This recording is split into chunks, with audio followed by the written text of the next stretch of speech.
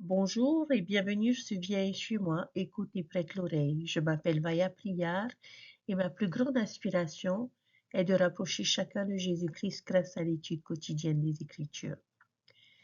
À travers ces vidéos, je ne cherche pas simplement à expliquer les Écritures, mais à partager les trésors spirituels qu'elles renferment, afin que chacun puisse entendre la voix du Seigneur, fortifier sa foi et découvrir comment son évangile peut transformer notre vie au quotidien. Aujourd'hui, je vous invite à ouvrir avec moi le livre d'Esther. Derrière ce récit fascinant se cache un message puissant sur la foi, le courage, la providence divine et la manière dont le Seigneur agit souvent discrètement, mais toujours avec puissance dans la vie de ceux qui lui font confiance. Mon souhait est que cette étude vous apporte de nouvelles perspectives, fortifie votre témoignage et vous aide à reconnaître la main du Seigneur dans votre propre vie. Si ces messages vous édifient, je vous invite à vous abonner à la chaîne, à aimer cette vidéo et à la partager avec votre famille, vos amis et toutes les personnes qui pourraient avoir besoin d'un peu plus de lumière et d'espérance. Ensemble, nous pouvons faire connaître Jésus-Christ et toucher les cœurs grâce à sa parole. Merci de votre présence, merci de votre soutien, merci de votre reconnaissance. Installez-vous confortablement, ouvrez vos Écritures et écoutons ensemble ce que le Seigneur souhaite nous enseigner aujourd'hui à travers le livre d'Esther. Je vous souhaite une excellente étude et je vous dis, viens et suis-moi, écoute et prête l'oreille. Avant de commencer, j'aimerais vous poser une question. Vous est-il déjà arrivé de prier sans recevoir immédiatement de réponse, d'attendre, d'espérer, de chercher à comprendre et d'avoir l'impression que le ciel reste silencieux? Peut-être vous êtes-vous demandé, Seigneur, où es-tu? Si cette question a déjà traversé votre cœur, alors le livre d'Esther est un livre pour vous, car il renferme une particularité extraordinaire. Dans tout ce livre, le nom de Dieu n'apparaît pas une seule fois. Aucun prophète, aucune vision, aucun ange, aucun miracle spectaculaire. À première vue, Dieu semble absent. Et pourtant, je crois que jamais sa présence n'a été aussi évidente. Le livre d'Esther nous enseigne une vérité magnifique. Le silence de Dieu ne signifie jamais son absence. Il agit souvent discrètement, sans bruit, sans éclat, mais toujours avec une parfaite sagesse. Et j'aime comparer notre vie à une tapisserie. Lorsque nous regardons l'envers d'une tapisserie, nous ne voyons que les fils emmêlés. Certaines couleurs semblent mal placées, rien ne paraît vraiment logique. Nous nous demandons parfois pourquoi certains événements arrivent, pourquoi certaines portes se ferment ou pourquoi certaines épreuves semblent ne jamais finir. Mais Dieu, lui, voit l'autre côté. Il contemple déjà l'œuvre achevée. Le livre d'Esther nous rappelle que même lorsque nous ne comprenons pas ce que le Seigneur est en train de faire, il continue de tisser notre histoire avec une précision parfaite. Au début de ce récit, personne n'imagine ce qui va se produire. Une reine perd sa couronne, une jeune orpheline devient reine, un homme orgueilleux prépare la destruction d'un peuple, et pourtant, derrière chacun de ces événements, une main invisible conduit l'histoire. Et cette main, c'est celle de Dieu. Peut-être qu'aujourd'hui, vous aussi, vous traversez une période où tout semble confus. Peut-être qu'une porte s'est fermée, peut-être qu'une prière semble rester sans réponse. Peut-être que vous ne comprenez pas pourquoi le Seigneur vous conduit par ce chemin. J'aimerais vous inviter, pendant toute cette étude, à regarder votre propre vie à travers les yeux d'Esther. Au lieu de vous demander uniquement pourquoi cela m'arrive-t-il, essayons de nous demander, Seigneur, qu'es-tu déjà en train de préparer que je ne vois pas encore? Je crois profondément que le même Dieu qui guidait discrètement Esther continue aujourd'hui de guider chacun de ses enfants. Il est présent dans les rencontres inattendues, dans les portes qui se ferment ou dans celles qui s'ouvrent. Il est présent dans les retards, dans les attentes et même dans certains silences. Car Dieu ne cesse jamais d'agir. Et c'est précisément ce que nous allons découvrir ensemble aujourd'hui. Le livre d'Esther s'ouvre sur un monde de puissance, de richesse et de prestige. Nous sommes à Suse, la capitale de l'immense empire perse. Le roi Assuérus règne sur 127 provinces de l'Inde jusqu'à l'Éthiopie. Aucun roi de son époque ne possède un royaume aussi vaste. Et pour manifester sa grandeur, il organise un banquet extraordinaire qui dure 180 jours. Pendant des mois, il expose les richesses de son palais, son or, son argent et toute la splendeur de son royaume. Puis vient un second banquet réservé aux habitants de Suse. Les Écritures nous disent que le vin coule abondamment et que le cœur du roi est réjoui par le vin. C'est alors qu'il prend une décision qui va tout faire basculer. Il fait appeler la reine Vasti afin qu'elle vienne montrer sa beauté devant tous les invités. Mais contre toute attente, Vasti refuse. Les Écritures ne nous donnent pas les raisons de son refus. Elle ne cherche pas à faire de Vasti une héroïne ou une rebelle. Elle nous rapporte simplement un fait. Elle ne vient pas. Et cette simple décision provoque une véritable crise dans le royaume. Le roi se met en colère, ses conseillers craignent que l'attitude de Vasti fasse perdre l'autorité à tous les hommes de l'Empire. Ils persuadent alors le roi de la destituer. En quelques instants, une reine perd sa couronne. À première vue, cette scène ressemble à un simple conflit de palais. Une décision impulsive, une crise politique, une reine remplacée par une autre. Mais lorsque nous lisons cette histoire avec les yeux de la foi, nous découvrons quelque chose de beaucoup plus profond. Pendant que les hommes pensent diriger les événements, Dieu est déjà à l'œuvre. Le roi croit prendre une décision. Les conseillers pensent protéger leur pouvoir.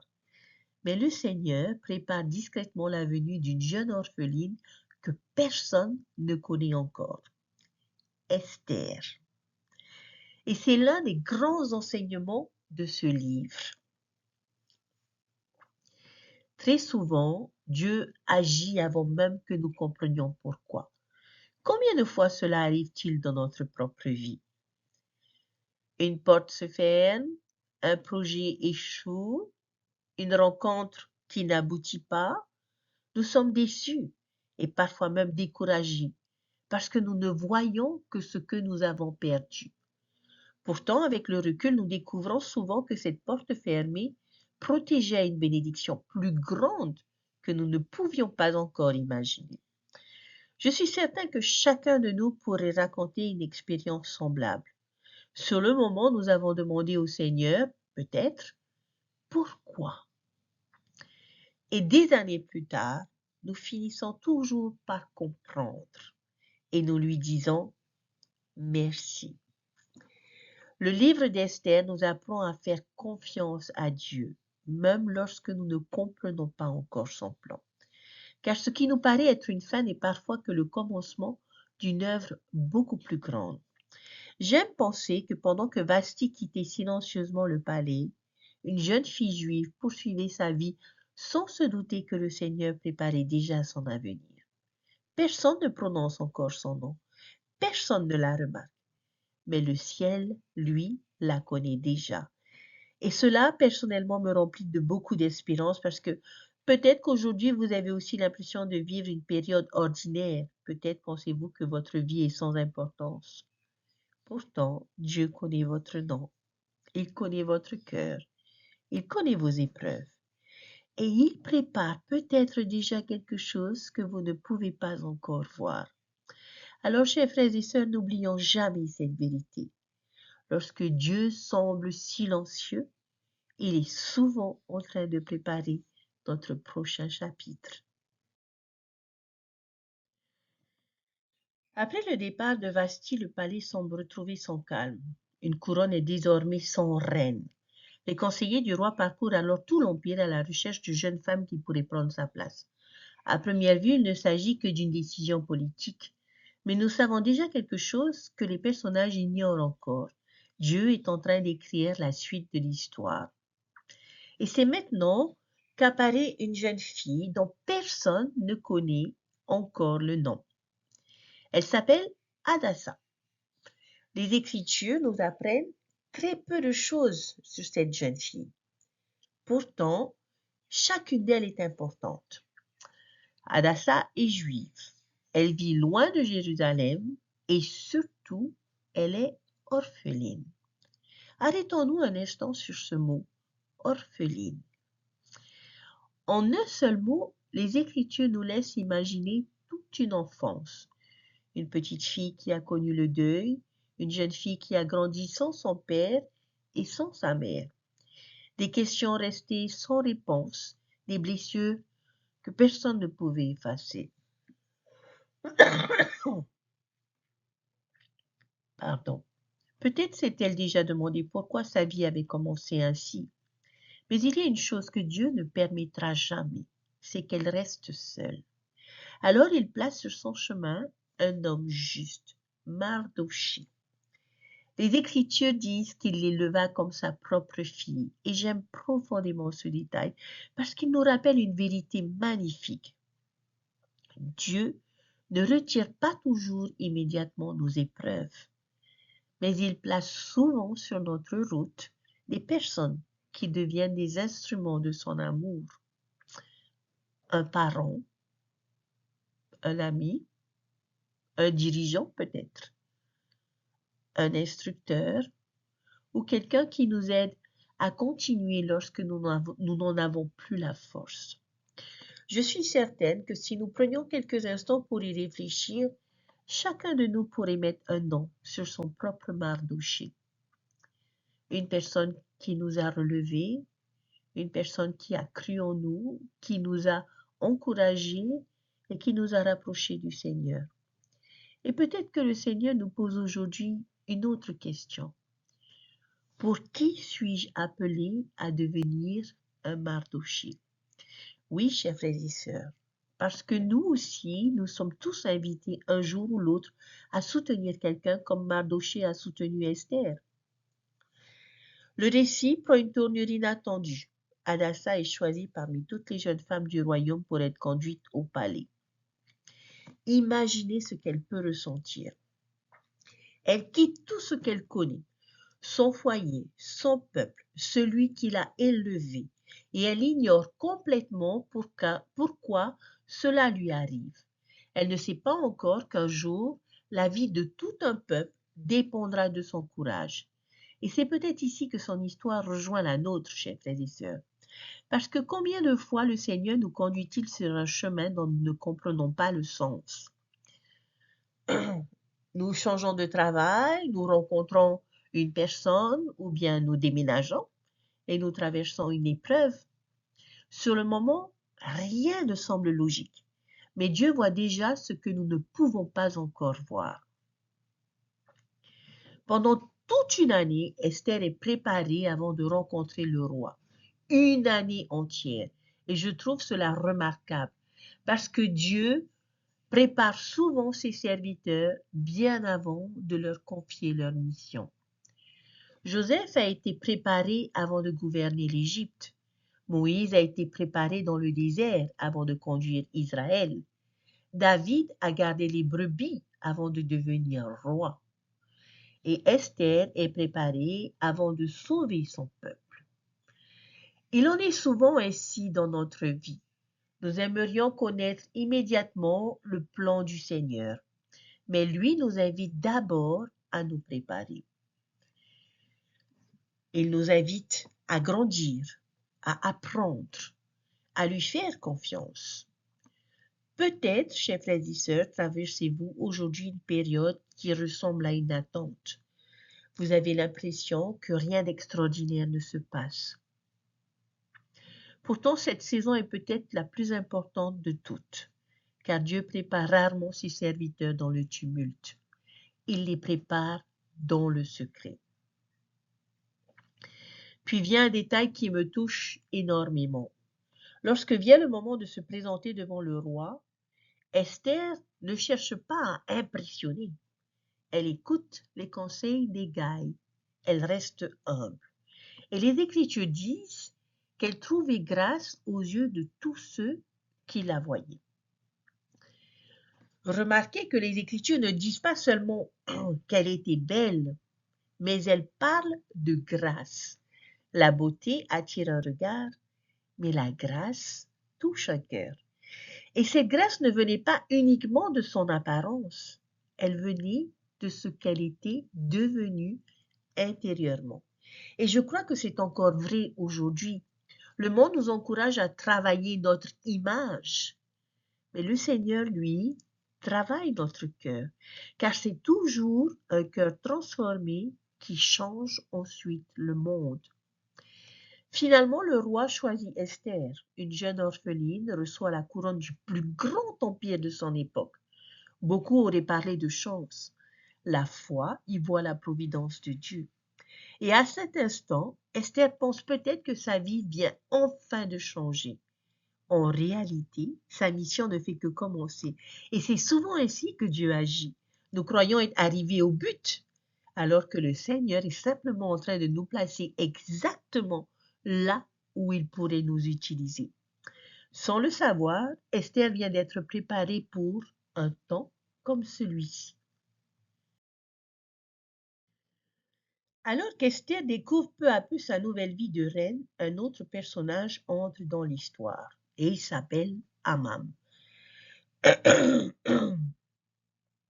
Le roi lui accorde les plus grands honneurs. Il l'élève au-dessus de tous les princes de l'Empire et ordonne que chacun se prosterne devant lui. Imaginez la scène. Chaque fois que Haman traverse la porte du palais, tous les serviteurs s'inclinent, tous, sauf un, Mardochée. Il reste debout. Les Écritures ne nous donnent pas tous les détails de sa décision, mais une chose est certaine, il refuse de faire passer l'honneur d'un homme avant sa fidélité à Dieu.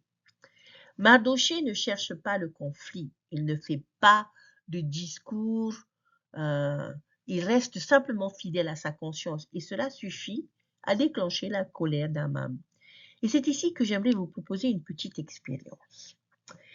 Imaginez une grande feuille entièrement blanche et au milieu de cette feuille, vous dessinez un tout petit point noir. Puis vous demandez à quelqu'un, que vois-tu? La plupart répondront immédiatement, je vois un point noir. Pourtant, la feuille est presque entièrement blanche. Pourquoi notre regard se fixe-t-il sur ce minuscule point noir? Parce que notre esprit est souvent attiré par ce qui manque plutôt que par tout ce que nous possédons. Et c'est exactement ce qui arrive à Haman. Il est riche, puissant, respecté. Le roi lui fait confiance. Tout l'empire s'incline devant lui. Toute sa vie ressemble à une immense page blanche remplie de bénédictions. Et pourtant, il ne voit qu'une seule chose, un homme qui refuse de se prosterner. Un seul point noir. Les Écritures rapportent même qu'après avoir énuméré toutes ses richesses, Haman déclare, mais tout cela n'est d'aucun prix pour moi, aussi longtemps que je vois Mardochée assis à la porte du roi. Quelle phrase tragique, chers frères et sœurs. Un seul homme lui fait oublier toutes les bénédictions que Dieu lui a accordées.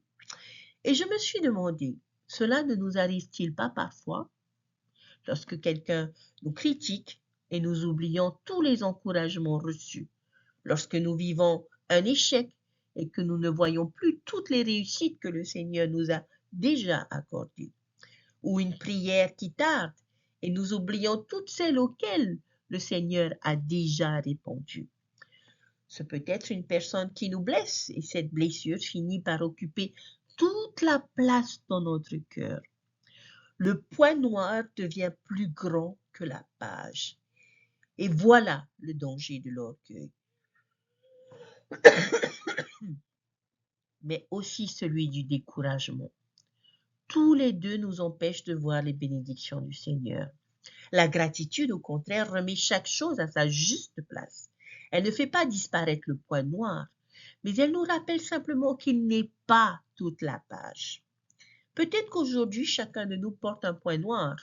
Ce peut être une inquiétude, une maladie, une déception, une relation difficile, Une prière qui semble rester sans réponse.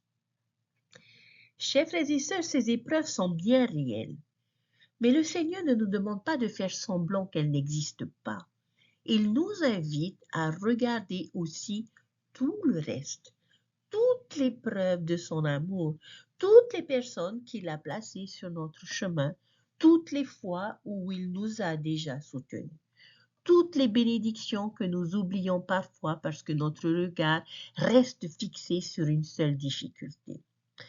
Pendant qu'Amam laisse son cœur être consumé par un point noir, Dieu lui continue discrètement de préparer la délivrance de son peuple. L'orgueil regarde ce qui manque, la foi regarde celui qui conduit l'histoire. Et c'est là, chers frères et sœurs, toute la différence.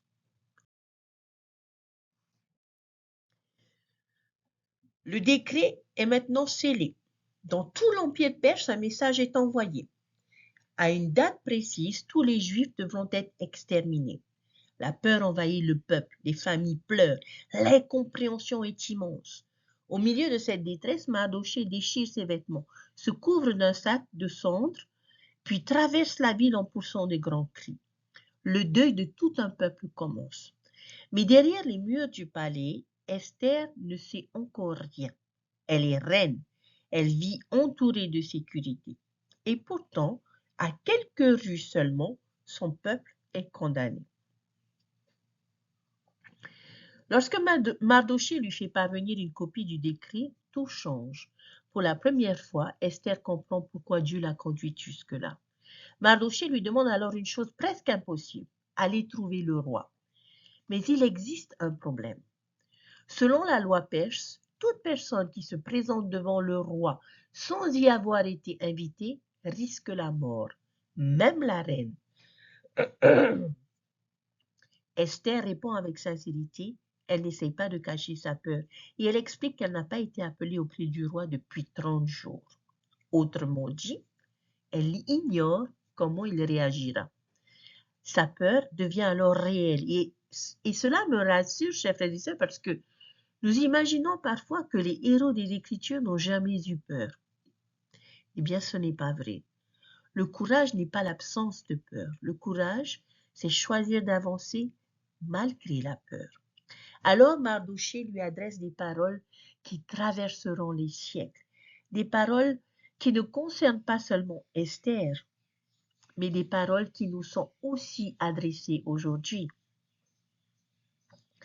Qui sait si ce n'est pas pour un temps comme celui-ci que tu es parvenu à la royauté? J'aime profondément cette manière de parler. Mardochée ne dit pas « Je sais exactement pourquoi Dieu t'a conduite ici ». Non, il dit simplement « Et qui sait ». Autrement dit, « Et si ». Et si tout ce que tu as vécu jusqu'à présent t'avait préparé pour ce moment? Et si ton histoire avait un sens que tu ne découvres qu'aujourd'hui? Je crois que cette question est aussi pour nous. Et si ce n'était pas un hasard que vous soyez dans cette famille? Et si ce n'était pas un hasard que vous exerciez cette profession? Et si ce n'était pas un hasard que vous traversiez cette épreuve aujourd'hui? Je ne crois pas que Dieu provoque toutes les difficultés de notre vie. En revanche, je crois de tout mon cœur qu'il est capable de donner un sens à chacune d'elles. Peut-être est-ce précisément cette épreuve qui développera en nous la compassion nécessaire pour aider quelqu'un. Peut-être est-ce cette expérience qui nous permettra un jour de fortifier une personne découragée. Peut-être est-ce cette responsabilité qui nous préparera à une mission encore plus grande. Nous demandons souvent au Seigneur, pourquoi moi? Mais le livre d'Esther nous invite à poser une autre question, chers frères et sœurs. Seigneur, pourquoi m'as-tu placé ici? Et cette simple question change tout. Elle transforme une victime en disciple, elle transforme une difficulté en mission, elle transforme une couronne en service. À cet instant, Esther comprend que sa position n'est pas seulement un privilège, mais une responsabilité. Sa couronne ne lui a pas été donnée pour être admirée, elle lui a été confiée pour sauver des vies. Et n'en est-il pas de même pour nous? Tout ce que le Seigneur nous confie, notre famille, nos talents, notre appel, notre profession même, nos expériences, toutes ces choses peuvent devenir un moyen de bénir les autres. Alors la vraie question n'est donc pas qu'est-ce que Dieu m'a donné, mais plutôt pour qui me l'a-t-il donné? Puis vient l'une des plus belles réponses de toute la Bible. Après avoir demandé à tout le peuple de jeûner avec elle, Esther déclare: j'entrerai chez le roi, et si je dois périr, je périrai. Quelle transformation! Quelques instants plus tôt, elle expliquait pourquoi elle ne pouvait pas agir. Maintenant, elle choisit d'avancer. Le danger n'a pas disparu, la loi n'a pas changé, mais son cœur, lui, a changé. Et c'est souvent ainsi que le Seigneur agit avec nous, chers frères et sœurs. Avant de changer les circonstances, il change notre cœur. Avant d'ouvrir la mer Rouge, il a fortifié Moïse. Avant de vaincre Goliath, il a préparé David. Avant de sauver Israël, il a transformé Esther. Et avant de nous envoyer accomplir une mission, chers frères et sœurs, le Seigneur fortifiera notre foi. Je me demande parfois si chacun de nous n'a pas lui aussi son propre temps comme celui-ci. Peut-être est-ce aujourd'hui, peut-être qu'une personne attend notre témoignage. Peut-être qu'un enfant attend notre patience. Peut-être qu'un voisin attend notre gentillesse et notre bienveillance. Peut-être qu'un ami attend notre appel. Peut-être que quelqu'un prie en ce moment pour recevoir exactement ce que Dieu a placé en vous.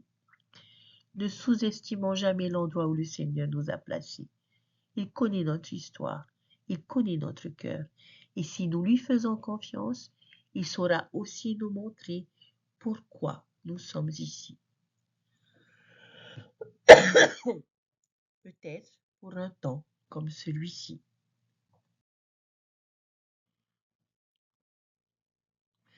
Nous arrivons maintenant au moment où tout semble perdu.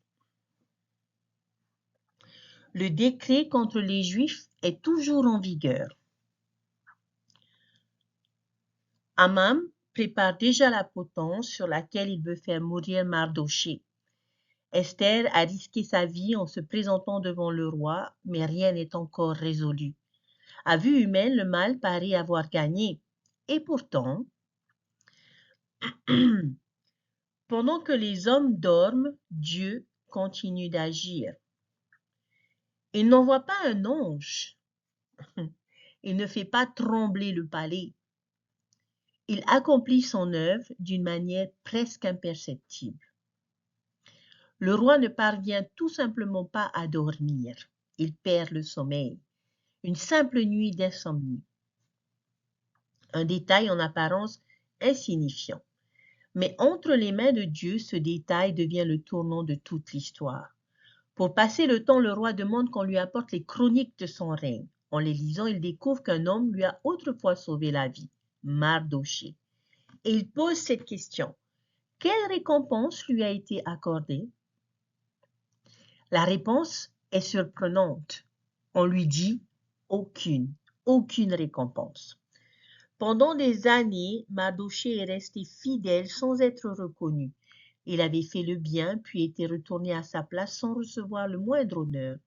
Cela nous ressemble parfois. Nous prions, nous servons, nous restons fidèles et nous avons l'impression que personne ne le remarque. Le livre d'Esther nous rappelle une vérité réconfortante, chers frères et sœurs. Ce qui est oublié par les hommes ne l'est jamais par Dieu. Le Seigneur n'est jamais en retard.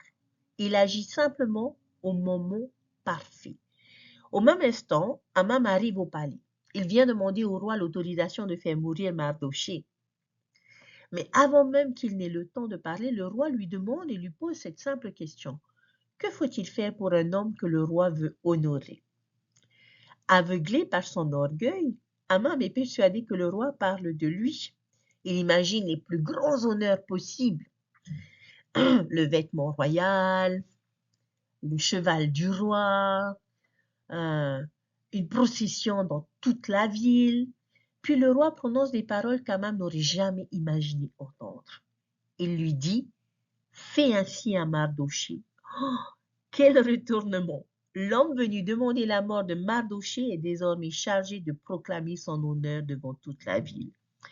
Cette scène illustre parfaitement l'enseignement du Sauveur. Quiconque s'élèvera sera abaissé et quiconque s'abaissera sera élevé. Mardochée n'avait jamais cherché les honneurs. Il avait simplement choisi de rester fidèle. Aman, au contraire, avait consacré toute son énergie à s'élever lui-même. Et le résultat est saisissant. L'humilité est élevée et l'orgueil finit par s'effondrer.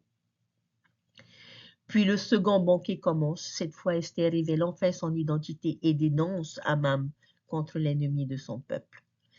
Le masque tombe, la vérité éclate et la potence que Aman avait préparée pour Mardochée devient alors finalement l'instrument de sa propre chute. Le livre d'Esther nous enseigne ici un principe profond. Le mal ne possède jamais le dernier mot. Cela ne signifie pas que toutes nos épreuves disparaîtront immédiatement, mais cela signifie que Dieu est capable de transformer ce que l'adversaire voulait utiliser pour nous détruire en un moyen de nous fortifier. La croix en est le plus grand exemple. Aux yeux du monde, elle semblait être la victoire du mal. Pour Dieu, elle devenait déjà le chemin de la résurrection. Le tombeau semblait être la fin de l'histoire. Il est devenu le commencement d'une espérance nouvelle.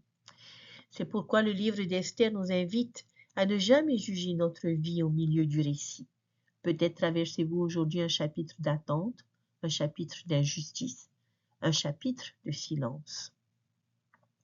Mais n'oubliez pas, chers frères et sœurs, Dieu n'a pas encore écrit la dernière page. Le même Dieu qui a veillé sur Esther veille aussi sur vous. Il voit ce que vous ne voyez pas encore. Il relie les événements que vous pensez sans rapport. Il se souvient de votre fidélité. Et lorsque son moment sera venu, il pourra accomplir dans votre vie ce grand retournement que vous n'auriez jamais imaginé. En refermant le livre d'Esther, une question demeure. Qui est véritablement le héros de cette histoire?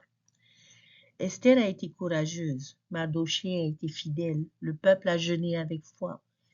Mais derrière chacun de leurs choix, une autre main conduisait discrètement les événements. Et c'était la main de Dieu. Et c'est finalement vers Jésus-Christ que toute cette histoire nous conduit. Comme Esther, le Sauveur est venu intercéder pour son peuple. Elle est entrée dans la salle du trône en sachant qu'elle risquait sa vie. Lui est entré volontairement à Gethsémani, puis à Golgotha, en sachant exactement ce qu'il attendait. Esther était prête à dire, si je dois périr, je périrai. Jésus, lui, n'a pas seulement accepté ce risque, il est allé jusqu'au bout et il a péri. Là où Esther pouvait sauver un peuple d'un décret de mort physique, le Christ, lui, est venu sauver toute l'humanité de la mort spirituelle et de la mort éternelle. Grâce au courage d'Esther, Israël a reçu une nouvelle espérance. Grâce au sacrifice de Jésus-Christ, chacun de nous reçoit la promesse de la vie éternelle. C'est peut-être le plus beau message du livre d'Esther, chers frères et sœurs. Même lorsque Dieu semble silencieux, il prépare déjà notre délivrance. Au moment où Esther ignorait encore son avenir, Dieu préparait déjà son appel. Au moment où Aman croyait avoir remporté la victoire, Dieu préparait déjà sa chute. Au moment où le peuple pleurait dans les rues de Suse, Dieu préparait déjà son salut. Et peut-être qu'aujourd'hui, il en est exactement de même pour vous. Vous ne comprenez peut-être pas encore certaines épreuves, certaines attentes, certaines portes qui se sont fermées, certaines prières qui semblent rester sans réponse. Mais le Dieu d'Esther, chers frères et sœurs, n'a pas changé. Il continue d'agir avec la même sagesse, avec la même patience, avec le même amour. Peut-être êtes-vous, vous aussi, en train de vivre une période où le ciel paraît silencieux. Alors souvenez-vous de cette vérité, s'il vous plaît, chers frères et sœurs. Le silence de Dieu n'est jamais son absence. Il est peut-être déjà en train de préparer une bénédiction que vous ne pouvez pas encore voir, à travers peut-être une rencontre, une réponse, une mission, une délivrance. Comme Esther, vous ne connaissez peut-être pas encore le prochain chapitre de votre propre histoire, mais celui qui l'écrit, lui, le connaît parfaitement. Avant de terminer cette étude, j'aimerais vous laisser avec une question. Lorsque vous regarderez votre vie cette semaine, ne vous demandez pas seulement pourquoi est-ce que cela m'arrive-t-il, mais demandez plutôt, Seigneur, que prépares-tu dans ma vie que je ne vois pas encore? Et surtout, n'oubliez jamais les paroles de Mardochée. Et qui sait si ce n'est pas pour un temps comme celui-ci que tu es parvenu à la royauté. Je crois que cette question ne s'adressait pas uniquement à Esther. Elle s'adresse aujourd'hui à chacun de nous, car le Seigneur savait que nous vivrions à cette époque. Il connaissait notre famille, nos talents, nos combats, nos faiblesses. Mais il connaît aussi notre potentiel. Il sait que grâce à Jésus-Christ, nous pourrions accomplir ce qu'il attend de chacun d'entre nous. Mes frères et sœurs, le livre d'Esther commence dans un monde de luxe, d'orgueil et de silence. Il passe par la peur, l'injustice, la haine, le deuil, la menace de mort. Mais il se termine par la délivrance, la lumière, la joie, la mémoire. Et c'est précisément ce que Jésus-Christ fait dans notre histoire. Le péché n'aura pas le dernier mot, la mort n'aura pas le dernier mot. Nos erreurs ne doivent pas avoir le dernier mot. Nos blessures ne doivent pas devenir la conclusion de notre vie. Jésus-Christ est le Dieu du grand retournement. Il transforme les cendres en beauté, le deuil en espérance, la honte en guérison, la mort en résurrection. Alors lorsque Dieu semble silencieux, ne concluez pas qu'il est absent. Lorsque vous ne compreniez pas un chapitre de votre vie, ne pensez pas que l'histoire est terminée.